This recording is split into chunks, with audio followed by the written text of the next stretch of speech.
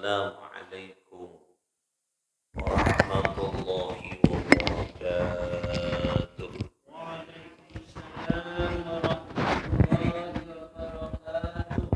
الفاتحة لصحاتنا وعافيتنا وسلاماتنا وسعادتنا وقضاء حوائجنا ويعلي درجاتنا ويسر أمورنا أمور الدنيا والآخرة وبلغ مقاصدنا وتقبل يا الله توبتنا ودعاءنا بجاه سيد الوجود محمد صلى الله عليه وسلم وبجاه علماء الله العاملين أولياء الله الصالحين خصوصا مؤلف هذا الكتاب الفتح الرباني والفيض الرحماني الشيخ العالم العلامة الشيخ محي الدين عبد القادر بن صالح الجيلاني قدس الله سرهم ونور ضريحهم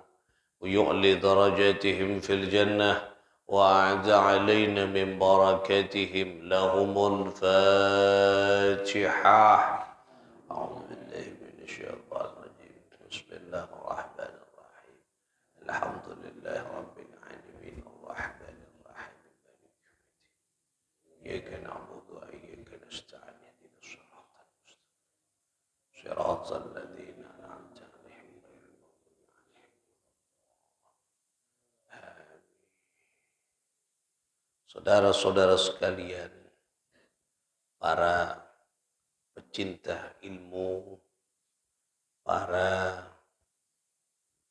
pecinta syariat Nabi, hafizakumullahu jami'an. Mudah-mudahan kita semua dalam perlindungan dan pertolongan Allah Subhanahu wa taala. Amin. Ya Allah, ya Rabbal alamin.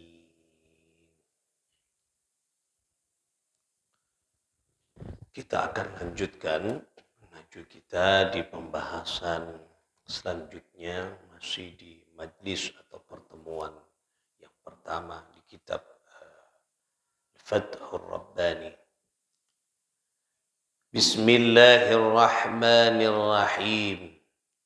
Ya ghulam, wahai saudaraku, da' ankan nafs wal hawa. Tinggalkanlah dirimu dari hawa nafsu. Kun arda tahta aqdami haula'il qaum. Jadilah engkau orang yang berada di bawah orang lain. Artinya kita menjadi hamba yang selalu menghargai kehidupan orang lain, menghargai pernyataan orang lain, tidak melecehkan kepada orang lain.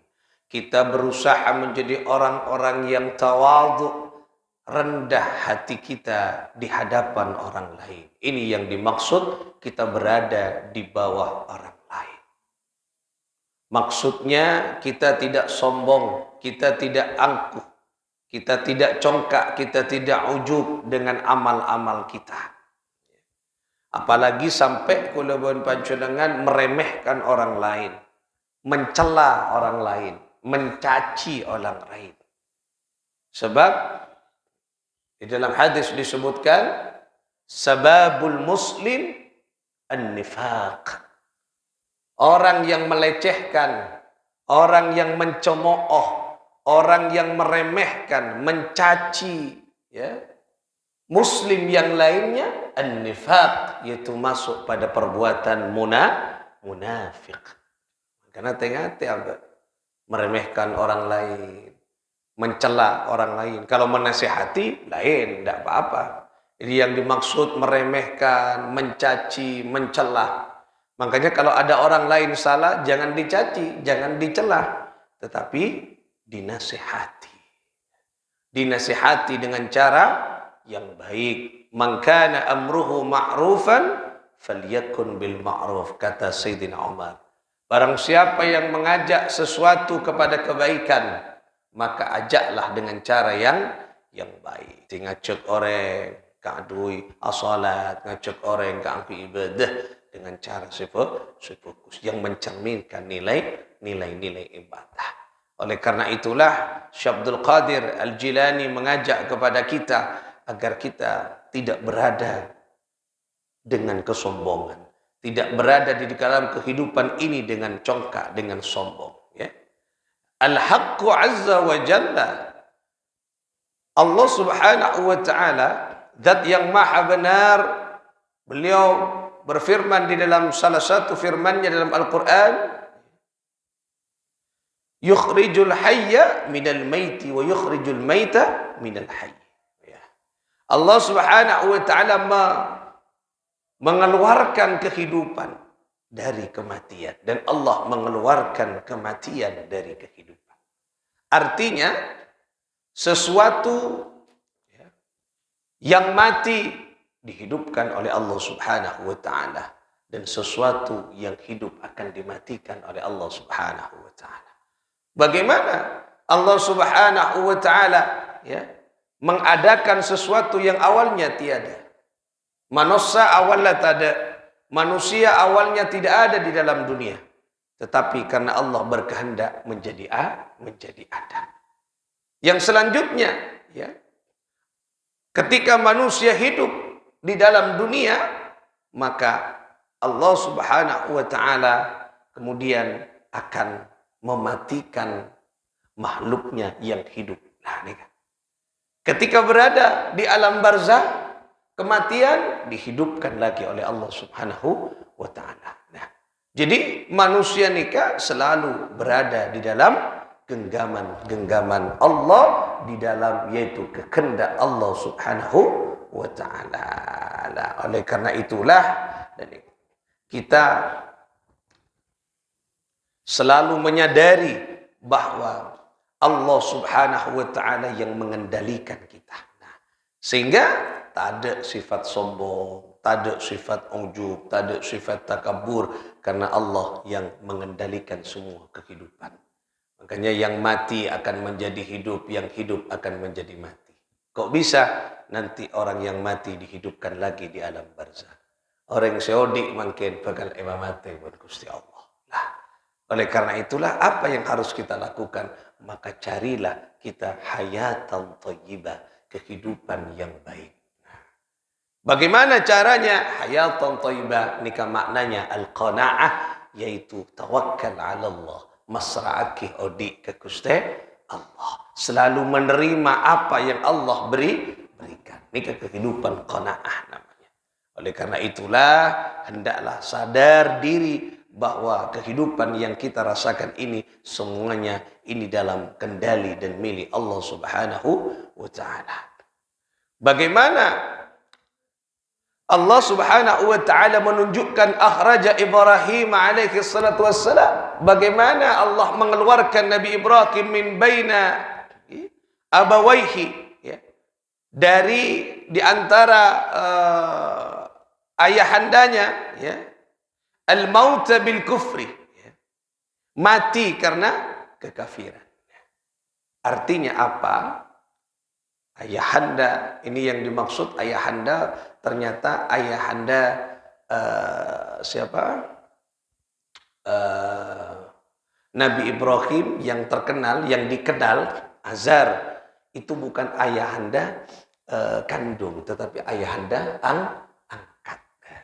Yang menyembah berhala, yang dalam cerita ayahandanya ayahnya menyembah berhala. Ayahnya ternyata bukan ayahnya, bukan ayah kandungnya, ternyata ayah, yaitu ayah angkat. Nah, menyembah berhala, patung-patung disembah dan sebagainya. Nah, Nabi Ibrahim berusaha dikeluarkan dari agama ayahnya, yang itu kufur. Makanya al-mauta bil kufri. Sesuatu bisa dikatakan mati dengan kekufuran. Tengok. Jadi orang gak disak kocak mate, tidak ada keimanannya ketika dia kufur. Nah, hidup ini tergantung bagaimana keyakinan kita kepada Allah. Tadi sudah dijelaskan, Allah yang menjadi sumber utama dalam kehidupan dan kematian makhluknya. Nah, makanya ketika kita sudah tidak yakin terhadap kebesaran Allah, tak nyempe ke Gusti Allah, itulah tanda kematian dari keimanan. Jadi orang ni kan Muncaan Syekh Abdul Qadir, tak iman mati. Nah, di dalam perspektif Islam, tak iman ke Gusti Allah, tak yakin ke kebesaran Allah, mati jiwanya, mati raganya. Benirakeun, kenapa? Jiwanya yang mati. Fisiknya hidup, tapi secara substansi mati keimanannya. Nah, karena manusia ini kan substansinya adalah kejiwaan, keimanan kepada Allah Subhanahu wa Ta'ala. Alhamdulillah Allah mengeluarkan Nabi Ibrahim, maksudnya mengeluarkan, menyelamatkan Nabi Ibrahim dari apa? Dari situasi masyarakat yang kafir, yang menyembah berhala. Kita akan tahu kisah-kisah Nabi Ibrahim, bagaimana Nabi Ibrahim menentang agama-agama nenek moyangnya, menentang untuk menyembah berhala, bahkan berhala-berhala semua di kuil-kuil itu dihancurkan. Pancor Nabi Ibrahim. Yang setong ada yang tidak dihancurkan, patung yang paling besar. Panakku kapak Nabi Ibrahim. Seakan-akan apa? Yang lainnya hancur karena patung yang besar. Diadili, dicari. Siapa yang menghancurkan patung-patung di kuil ini? Kayaknya Ibrahim. Karena mulai kemarin Ibrahim yang tidak setuju, menentang terhadap Tuhan-Tuhan kita. Kata orang-orang kasar. Cari Ibrahim. Adili Ibrahim. Diadili Nabi Ibrahim. Kau yang menghancurkan ini semua Ibrahim? Tidak. Apanya ini? Banyak orang yang tahu. Coba lihat saja. Kapaknya di mana? Kemudian dilihat. Kapaknya di patung yang paling besar. Tak mungkin. Kata yang lainnya. Apanya tak mungkin? Tak mungkin. Wong ini patung kok. Masa bisa menghancurkan? Apa kata Nabi Ibrahim? Lebih tidak mungkin lagi dan lebih bodoh lagi ketika engkau menyembah sesuatu yang tak memiliki kekuatan. Kalau engkau mengakui ini patung tak bisa berbuat apa-apa, kenapa kau sembah? Kan bodoh menyembah sesuatu yang tidak bisa berbuat apa-apa. Ini coba. Siapa yang mencipta patung? Ya kita. Kenapa? Masa pencipta menyembah makhluknya yang dicipta? Kan lucu, kata Nabi Ibrahim. Disadarkan dengan itu. Nah, tetapi karena hidayah belum tumbuh, tak sadar-sadar. Akhirnya kembali difitnah Nabi Ibrahim dengan berbagai macam hal yang pada akhirnya Nabi Ibrahim dilempar ke api oleh Raja Namrud untuk dibakar. Lenika. Alhamdulillah, biidznillah Nabi Ibrahim diselamatkan. Kuat pendirian Nabi Ibrahim. Berarti Nabi Ibrahim nikahi hidup. Kenapa? Karena kata Syekh Abdul Qadir Al-Jilani, al-mu'minu hayy. Jadi orang mukmin itu hidup. Nah, orang kafir nikah mati. Itu hakikatnya. Kenapa orang mukmin hidup? Karena jiwanya iman kepada Allah berarti hidup. Kenapa orang kufur mati? Karena jiwanya tak yakin kepada Allah. Jadi kulawan panjenengan ini kemangken fisik kita audit. Apakah hati jiwa kita hidup ataukah mati? Makanya jadi belajar kulawan panjenengan menjadi orang yang kedua-duanya. Fisiknya hidup, rohaninya juga hidup. Rohani hidup. Makanya dipersubur, dirawat. Benih perak fisik kula bon panjenengan yang dirawat. Kalau fisik kita dijaga. Makan 3 hari, 3 kali sehari. Benih 3 hari sekali. Mau 3 hari sekali, tadi saya kakana. Nah, ini 3 kali sehari. Dijaga 4 sehat, 5 sempurna, 6 kenyang. 4 sehat, 5 sempurna, 6 ada repas. Ada susunya, Makanan harus ada karbohidratnya, ada zat ininya. Ejogo kapi. Ejogo makanan nikah, makan harus sehat, ada sayurnya, ada ininya. Ejogo mon fisik. Olahraga bagus, menjaga kesehatan fisik bagus. Tapi lebih bagus lagi jaga kesehatan ruhani, jaga kesehatan hati. Ini kan badan nutrisi nak kapi. Mon lemas misalnya ada nutrisi tubuh. Misalnya beli susu, madu, kan nutrisi tubuh. Makan yang sehat, nutrisi tubuh. Tapi nutrisi rohani, ketika rohaninya mulai lemah, rohaninya mulai tak semangat beribadah, rohaninya mulai lumpuh beribadah, ada nutrisinya. Apa nutrisi rohani? Zikrullah. Apa nutrisi rohani? Ilmunya Allah. Mengaji, belajar, menuntut ilmu, berzikir, beramal-amal bagus. Itulah nutrisi semangat boleh rohani. Tetapi bukan perak fisik jaga, tapi rohani dijaga. Yang paling penting ketika orang tidak mampu menjaga rohaninya, ini berdampak ke fisik ke pas. Mun rohaninya tak mapan, fisik ke tak mapan deket pas. Lagi. Makanya kalau kita menjaga sedemikian mungkin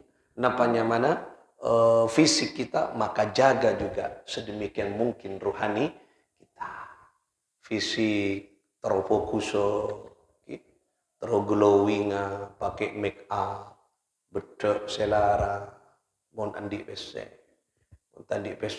bedek FIFA nomor 2 lekor yang ke mare glowing campur aing cekak telo malam tak lontor karena campur aing mari tak lontor boleh seminggu beri kanji ya, cepat glowing capok kanji lenyi. Nah, itu cara kita mau mendandani fisik. Tapi bagaimana rohani kulaban panco dengan rohani kita agar didandani dengan keimanan. Tuntuni sepa. Kadang banyak orang sesibuk atenteni fisik tapi tak sibuk atenteni rohani. Mon sakit fisik sibuk ntar ke dokter. Check up darah, temu darah tinggi, rendah, terus darah merah, darah macam-macam, darah kuning, macam-macam. Tekanan darah, tekanan ini, check up ini, penyakit ini, kolesterol, check up kalau fisik. Tapi ketika ruhaninya yang lemah, tak pernah check up. Engkau maksatia malas ibadah. Engkau maksatia tak pada rajin salat berjamaah. Engkau satia mak banyak arasanan orang. Ruhani sakit, check up. Ada apa di ruhani saya? Ya mun check up ruhani entar ke rumah sakit. Tak ketemu. Deki entar ke rumah sakit mau check up apa? Saya malas ibadah. Tak ketemu aja. Check up. Nah, check up ruhani datang ke ulama, check up ruhani datang ke para kiai, orang-orang yang dekat kepada Allah. Pangki curhat ke kiai. Ati dalam meskat into ibadah kiai. Itu pangki ben kiai. Jadi penyakit. Ya, dia banyak resepnya ibadah, beri wiritan, beri zikir ben semacam. Lah, teti semangat rohani namas. Nah, kita kadang tak pernah ngecek rohani kita. Tiba-tiba apa ini kan tak semangat ibadah etina. Nah, ada apa sebenarnya? Nah, sebenarnya yang paling berbahaya ketika rohani sudah mengalami penyakit. Aroma sa'abeun hebat, aroma sa'abeun sempurna, dan merasa orang lain nikah coba, nganggep orang lain nikah salah. Nangkep orang lain nikah pun semacam rendah di hadapannya. Penyakit. Penyakit. Senang puji orang. Penyakit. Kadang tak mampu terdeteksi. Kita sibuk akibat penyakit luar. Sibuk akibat penyakit luar. Makanya kau tu seimbang hidup nikah. At-tawazun. Kau tu seimbang hidup ni kan. Jadi jaga zahirna, batinna jaga. Ada nutrisi-nutrisi. Makanya nutrisinya batin ni kan zikrullah. Orang mun pun zikir mapan, mun pun lemah, misalnya tak patisan tak yakin pian ragu kan nikmat Allah, banyak maus la ilaha illallah. Jaddidu imanakum la ilaha illallah. Injeksi nutrisi keimanan itu kata Nabi dengan berbanyak la ilaha illallah. Lah banyak macam la ilaha illallah. Okay? Mari keimanan kita terus meningkat di hadapan Allah. Yakin terus ke kebesaran Allah. Nikah. Jadi abang pun mulai ragu dengan nikmat Allah, mulai pun injeksi pun dengan la ilaha illallah. Nah, penyakit kan ini. Nah, mulai merasa meremehkan dan sebagainya, apalagi sampai mencaci orang, apalagi sampai menelanjangi keburukan orang di depan orang lain. Jangan. Jadi orang yang nampak munafik. Nah, oleh karena itulah kata Syekh Abdul Qadir, jadi al-mauta bil kufri, al-mu'minun. Jadi orang yang kufur itu pada hakikatnya mati. Orang yang mukmin itu pada hakikatnya hidup. Lah nikah ya Allah ya. Wal kafiru mayyit. Nah, jadi orang yang kafir itu pada hakikatnya mati. Ya Allah. Okay? Nah, oleh karena itulah orang yang bertauhid menghesakan Allah itu hidup, tapi orang yang musyrik menyekutukan Allah itu mayyit, yaitu mati. Itu pada hakikatnya. Oleh karena itulah kula pun panjenengan anika ya cari Syekh Abdul Qadir untuk bagaimana bisa melihat mengkontrol hati. Nah, nika kelak nika berarti cara moncak kula nika, cara mendeteksi penyakit hati di dalam diri kita. Jadi mon pon abek nika ragu dekat nikmatnya Allah itu tanda-tanda ada penyakit. Saya ingat cek sampai mati. Nah, cek sampai mati, cek sampai parah penyakit itu. Nah, apalagi sampai menyekutukan Allah, menduakan Allah, itulah tanda-tanda kematian. Oh, tapi mun abek tetap semangat ibadah, yakin ke kebesaran Allah, mentauhidkan Allah, lebur maus kul huwallahu ahad, Allahu samad, sampai akhir ayat-ayat tauhid, itulah kita hidup di hadapan Allah, hati kita hidup. Nah, ketika namanya mana tanda-tanda kula pun panjenengan aneka sakit dan tidaknya hati. Walihada ya, sebagaimana qala Allah azza wa jalla ya, ini tadi keterangan itu sebagaimana dikatakan didawuhkan oleh Allah Subhanahu wa taala fi ba'di kalamihi, pada sebagian kalam-kalam Allah. Apa kata Allah Subhanahu wa taala? Awwalu man mata min khalaqi iblis. Lah, ni coba. Jadi pertama makhluknya Allah yang mati itu adalah iblis. Bocak saya mati. Buktian dia bukan fisiknya, tapi rohaninya yang mati karena iblis membangkang kepada Allah. Le, ini kan? Coba. Ini ketemu Allah. Jadi pertama kali makhluknya Allah yang mati adalah iblis. Apa? Iblis tak atorok ke Gusti Allah. Mati jiwanya. Bukan fisiknya. Mun sampai ke mangken ini ke iblis jin tak mati pun. Waduh keturunan semuanya nah. Tetap nah, tapi jiwanya yang mati pertama kali iblis. Kenapa? Karena menolak perintah Allah mengiswar. Asujud ban iblis, kata kabulah, sujudlah engkau kepada ciptaanku yang bernama Adam. Oh, tidak Tuhan. Adam ini baru kau ciptakan. Aku sudah lama. Masa yang senior asujud mau menghormat kepada yang junior. Jangan saya iblis. Oh, disitulah tanda-tanda iblis sombong yang bertanda matinya kejiwaannya iblis. Makanya demun Gusti Allah kelak ya, yaitu apa? Yang pertama kali mati jiwanya adalah iblis. Makanya cek sampai tatah abad jiwa setak mati ya, jiwa yang tak sakit apalagi mati. Makanya mon pun sakit sakoni obate. Napa jiwana?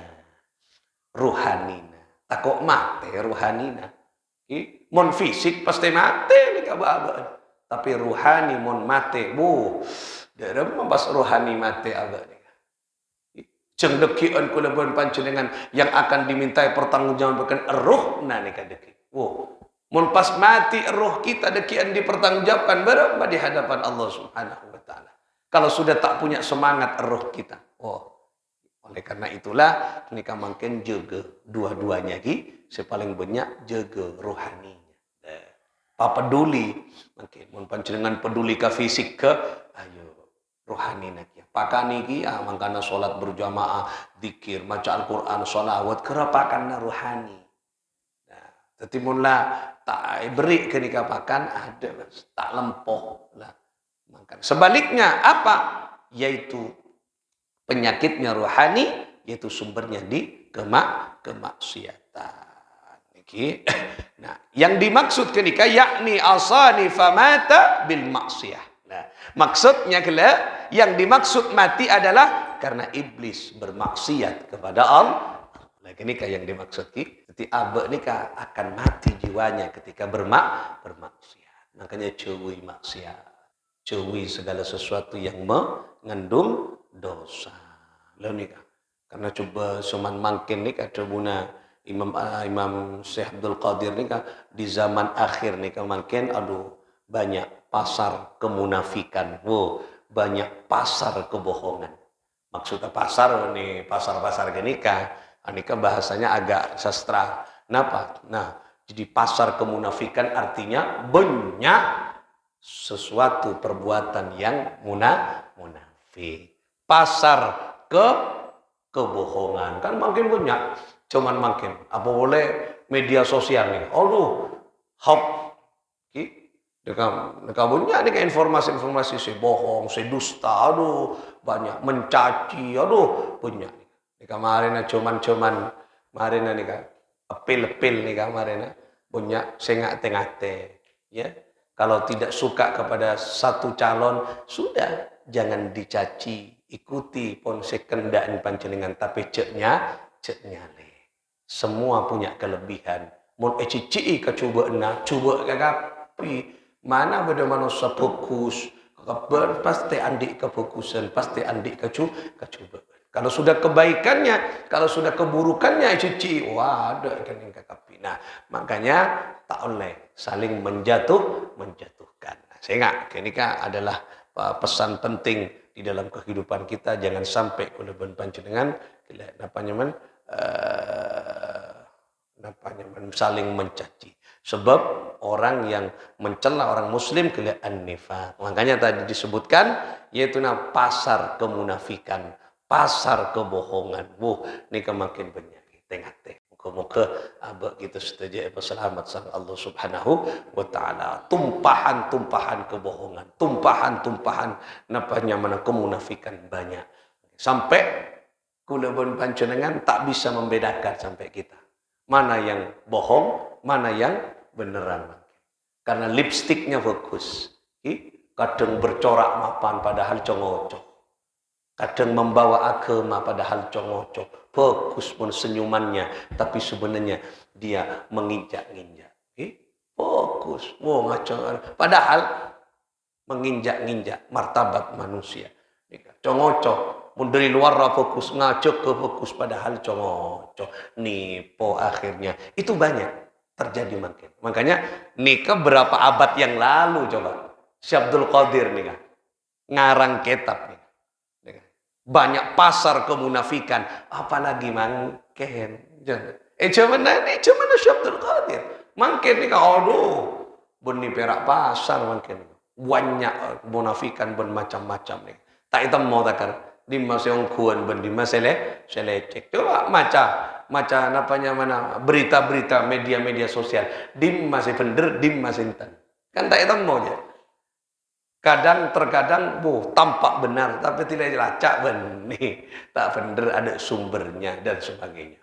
Nah, ini kayak yang terjadi. Oleh karena itulah, ayo kita hati-hati agar hati kula pun panjenengan, jiwa kita tetap semangat dengan keimanan, agar jiwa tidak mati dengan kemaksiatan. Nah, lagi pada prinsipnya pagi hari ini, hindari, jauhi kemaksiatan, dekati keimanan dengan perbanyak, yaitu berada di jalan Allah, beribadah kepada Allah Subhanahu wa ta'ala. Pokok sesuatu yang mengandung maksiat, mengandung murkanya Allah, jauhi. Apalagi dikerjakan, jangan jauhi, jangan sampai dilakoni. Menjauhi, ini cara kita melawan iblis, melawan setan yang menjadi musuh utama dari kehidupan manusia. Muka-muka kula berbanca dengan selamat sareng Allah Subhanahu wa ta'ala. Hati kita, jiwa kita sehat. Fisik kita sehat, jiwa kita sehat. Odik terus. Jiwana kong langkong odik sampai ke swargana Allah. Fisik boleh tiada. Tidak rohnya pun sobung, fisik ke isabak neng kuburan. Polong bentanah. Abeli pole katana, karena manusia berasal dari tanah. Nah, rohnya yang ka'un Gusti Allah. Nah, inilah penentuan dekian. Moga-moga roh kita ketika pulang ke rahmatullah, moga-moga tenang, sampurna. Sesuai firman-Nya Allah, ya ayyatuhan nafsul mutmainnah, irji'i ila rabbiki radiyatan mardiyah, fadkhuli fi ibadi wadkhuli jannati. Wahai jiwa-jiwa yang tenang, moga-moga ruh kita masuk ke jiwa si tenang. Irji'i, kembalilah engkau ila rabbiki, ke Tuhanmu, radiyatan mardiyah, engkau ridha, Allah ridha menerima kita. Moga-moga kula berbaca dengan masuk ke golongan jiwa yang tenang, kita ridha pulang kepada Allah, Allah ridha menerima kita. Kelak fadkhuli fi ibadi wadkhuli jannati, berkumpul dengan orang yang kita cintai, yang sering kita ajak mintai pertimbangan dan menjadi motivator dalam beribadah, kelak menuju surganya Allah Subhanahu wa ta'ala dengan penuh kenikmatan dan kebahagiaan. Bikaromatil Fatihah. Bismillahirrahmanirrahim. Alhamdulillahi rabbil alamin.